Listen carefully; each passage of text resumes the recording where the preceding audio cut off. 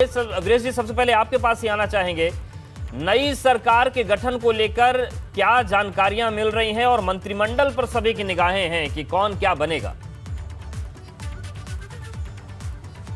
देखिए, हम बात करें अभी 4 बजे जो मीटिंग शुरू होगी उसमें एमएलसी कौन बनेगा, उसके प्रत्याशियों पर भी विचार होगा, मंत्री कौन बनेगा इस पर भी विचार होगा। हमारे साथी जो खड़े हैं भारतीय जनता पार्टी के मुख्यालय से, वहां पर अभी मीटिंग शुरू होगी और यूपी सदन में मुख्यमंत्री पहुंच चुके हैं। तो ऐसे में वहां पर ऐसे लोग हैं जो बनाने वाले हैं, लेकिन मैं इस वक्त हूं यूपी भवन में। जो बनने वाले हैं, जो जिसको यूपी भवन के बारे में पता होगा, जो विधायक बन गए हैं, वो सभी लोग यहीं रहते हैं, यहीं टिकते हैं और वो कहीं ना कहीं जाकर मिलते हैं। तो आज यूपी भवन का जो दृश्य है आप देखिए, बहुत ज़्यादा भरा हुआ है, कमरे खाली नहीं हैं। बहुत सारे ऐसे लोग हैं, लेकिन हमारे साथ 3 महत्वपूर्ण व्यक्ति भी हैं। हमारे साथ हैं दयाशंकर सिंह, प्रदेश के उपाध्यक्ष हैं, बलिया सदर से विधायक हैं। सभा कुंवर सिंह, ये ऐसी सीट से भाटपा रानी से जीते हैं कि आज़ादी के बाद से वहाँ भारतीय जनता पार्टी और जनसंघ का न दिया न कमल कभी खिला। और देखिए, नरेंद्र कश्यप साहब भी हैं। नरेंद्र कश्यप साहब पूर्व सांसद हैं और भारतीय जनता पार्टी के पिछड़ा मोर्चा के प्रदेश अध्यक्ष हैं। और बात हम करें कि उत्तर प्रदेश के इस 22 के चुनाव में, तो अवधेश आपने देखा होगा कि स्वामी प्रसाद मौर्य हो, दारा सिंह चौहान हो, या जो भी पार्टी छोड़कर गया, वो भारतीय जनता पार्टी पर यह आरोप लगाया कि पिछड़ा, दलित और तमाम वंचित, शोषित विरोधी है। तो इन्हीं लोगों से पूछ लेते हैं कि ये जो आरोप लगाने वाले लोग थे, और आप कश्यप साहब, आपने तो इस पूरी पिछड़ा मोर्चा के आप, और एक और खास बात बता दूं, दयाशंकर सिंह भारतीय जनता पार्टी के प्रदेश उपाध्यक्ष हैं और प्रभारी हैं पिछड़े मोर्चे के, तो इनके पास इंचार्ज हैं वो। तो ये सारे लोग हैं। तो आप बताइए दयाशंकर जी, ये जो आरोप लगाने वाले गए और पिछड़ा का आरोप लगाया कि विरोधी हैं आप लोग, और सीटें तो इतनी निकल गई आप लोग। देखिए, आपके चैनल पर आप ही को मैंने इंटरव्यू दिया था उसी दिन, जिस दिन स्वामी प्रसाद मौर्य जी और अपने धर्मपाल सैनी जी जब गए थे, तो मैंने कहा था कि ये लोग जा जरूर रहे हैं और ये अपने चुनावी गणित के कारण जा रहे हैं, अपने कोई बेटे के लिए, कोई अपने सीट बदलने के लिए ये चुनाव हार जाएंगे। तो आपने कहा कि हार जाएंगे, हमने कहा कतई हार जाएंगे। तो हार गए कि नहीं हार गए? तो जो झूठ बोल करके गया, जो 5 साल हम लोग के साथ काम किए, उस काम को ही वो ठुकरा रहे थे, तो उसके बाद जनता ने उनको ठुकरा दिया। कश्यप साहब, आप तो पिछड़े मोर्चे के प्रदेश अध्यक्ष हैं। पिछड़ों की राजनीति और अति पिछड़ों की राजनीति बड़ी प्रबल है। मैंने देखा कि उत्तर प्रदेश में कोई ऐसी पार्टी नहीं है जिसका प्रदेश अध्यक्ष पिछड़ा न हो। भारतीय जनता पार्टी हो, कांग्रेस हो, सपा हो, बसपा हो, छोटी हो, बड़ी हो, सभी। तो ये पिछड़ों की राजनीति और अति पिछड़ों की राजनीति भारतीय जनता पार्टी के साथ ये सारे लोग हैं कि ये लोग जो राजनीति कर रहे हैं बाकी लोग।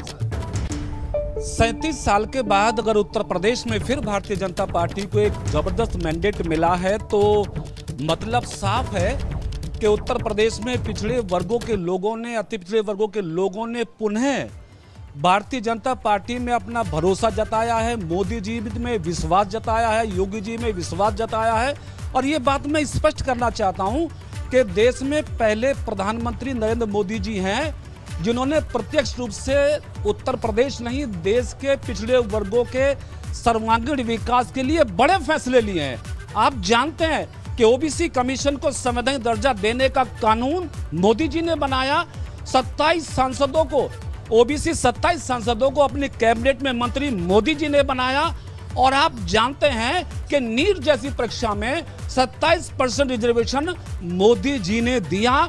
पिछड़े वर्गों के लोगों ने यह पहचान लिया कि कांग्रेस, समाजवादी पार्टी, बहुजन समाज पार्टी ये पिछड़ों के नाम पे वोट तो ले सकते हैं, लेकिन जब हक अधिकार की बात आती है तो ये सारी पार्टियां फिर परिवारवाद में घुस जाती हैं। इसलिए उत्तर प्रदेश और देश के लोगों ने यह मान लिया कि पिछड़ों का सर्वांगीण विकास, पिछड़ों का संवैधानिक विकास। परिवारवाद की बात आपने की, परिवारवाद के खिलाफ तो प्रधानमंत्री ने भी आवाज उठाई, चूंकि आप पिछड़े मोर्चे के प्रभारी हैं और आप अध्यक्ष हैं, लेकिन पिछड़े वर्ग से विधायक भी हैं और ये ऐसी सीट से हैं कि वहां कभी कमल खिला नहीं। आप बताइए, कुशवाहा समाज से हैं आप, और स्वामी प्रसाद मौर्य कुशवाहा, शाक्य, सैनी, मौर्य बिरादरी की राजनीति करते, बोले एकदम जमानत जब्त कर देंगे, भारतीय जनता पार्टी का खात्मा हो जाएगा। कितना प्रतिनिधित्व चाहिए, और उनके बड़बोलेपन का जवाब तो कुशीनगर की जनता ने दे दिया। क्या कहेंगे? देखिए, ऐसा है कि स्वामी प्रसाद मौर्य जी ने जो बयान दिया था वो उनको अंदाज नहीं था कि वो क्या कह रहे हैं। उन्हें जो है इस बात की, लोग कहते थे कि स्वामी जी मौसम वैज्ञानिक हैं, लेकिन वो भूल गए कि आदरणीय नरेंद्र मोदी जी और हमारे पूज्य योगी जी महाराज जी ने जो काम किया था, उन्हें अंदाज नहीं था कि पिछड़ा समाज, दलित समाज, सभी समाज के लोग जो है भारतीय जनता पार्टी के साथ जुड़ गए थे और उस अंदाज में चले गए। उन्होंने कहा हम उखाड़ फेंकेंगे, तो वो क्या उखाड़ फेंके, वो खुद ही उखड़ गए।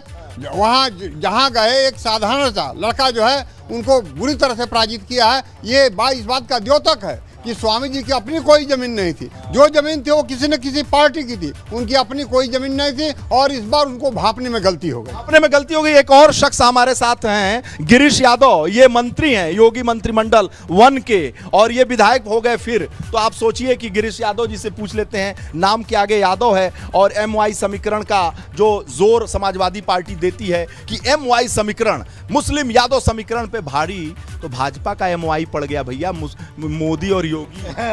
देखिए, भारतीय जनता पार्टी सर्व समाज के लिए काम करती है और सबका साथ, सबका विकास और सबका प्रयास, ये इस नारे के साथ हम लोग काम कर सकते हैं, करते हैं और पार्टी काम करती है। इसलिए जो अखिलेश यादव का मुंगेरी लाल का सपना था वो चकनाचूर हो गया। सबका साथ मिला और सबका विकास के काम करने के लिए हुआ। बुलडोजर का शासन और गरीबों का राशन हिट हो गया क्या? एकदम निश्चित। देखिए, ये पहली बार ऐसा हुआ है कि समाजवादी पार्टी के कोई नेता होगा या कांग्रेस का होगा, बसपा का होगा, वो भले ही अपना वोट जो है अपने पार्टी को दिया होगा, लेकिन उसके घर में भी भारतीय जनता पार्टी, मोदी जी और योगी जी पहुंच गए। जो इस कोरोना काल में किसी के घर में एक दिन भी ऐसा नहीं हुआ कि उसका चूल्हा न जला हो। एक महीने में एक बार नहीं 2-2 बार राशन मिला। जो मूलभूत आवश्यकताएं थी लोगों को, शौचालय से लेकर के उसके बाद आपके गैस कनेक्शन, उनको मकान, उनको चिकित्सा से लेकर के हर तरह की जो सुविधा, बिल्कुल तमाम सुविधाएं मिली। वीरेश जी आपके पास आएंगे क्योंकि आपने अभी बताया कि सदन भी आज बड़ा महत्वपूर्ण है।